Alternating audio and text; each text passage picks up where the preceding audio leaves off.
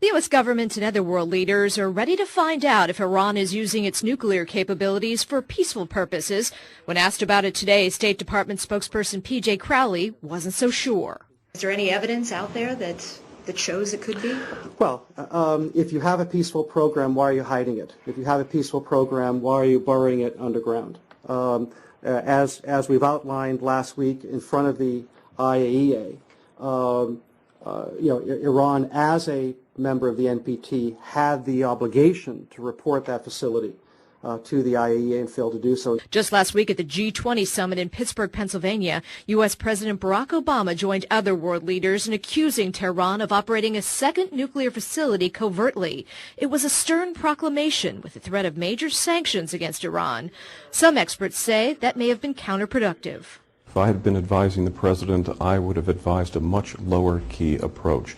We shouldn't lose sight of the fact that the Iranians themselves disclosed the existence of the Qom reactor. Jim Fine, foreign policy expert for Friends Committee on National Legislation, says that even after that speech, he believes Iran is ready to come to the table to talk about its program at a special meeting in Geneva this week.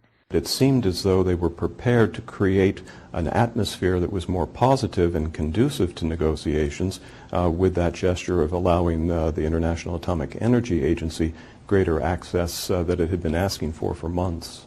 At the same time, another question was posed to the U.S. State Department. What about Israel, a nation that is said to possess nuclear weapons but won't allow IAEA inspectors in? Spokesperson Crowley said he would defer that question to Israel. When asked again, he didn't stray much.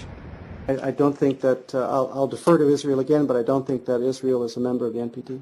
Certainly all of the experts agree that Israel has a substantial nuclear arsenal, maybe 200 weapons.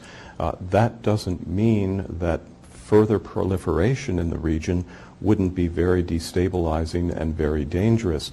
If Iran can be persuaded to accept a much more stringent inspection regime, I think that advances the prospects for persuading Israel to open its nuclear facilities to international inspection. Most Americans we spoke with were not bothered by the fact that Israel had its own nuclear arsenal. I know that they do have a lot of intelligence relationships with our government, so exactly what they've told us and what they're really disclosing that they've told us, I don't know, it's kind of a dark pool, but I think we trust them just overall a little more. But others worry Iran will not use its capabilities for peaceful purposes. It's not in their best interest. They want to be a big player on the world scene. Iran's nuclear chief said over the weekend that his country would allow nuclear weapons inspectors in. President Obama countered by saying he is looking forward to a serious, meaningful dialogue over Iran's capabilities, but again warned of grave consequences from a united global front if the plan is anything but peaceful. In Washington, I'm Erin Connors.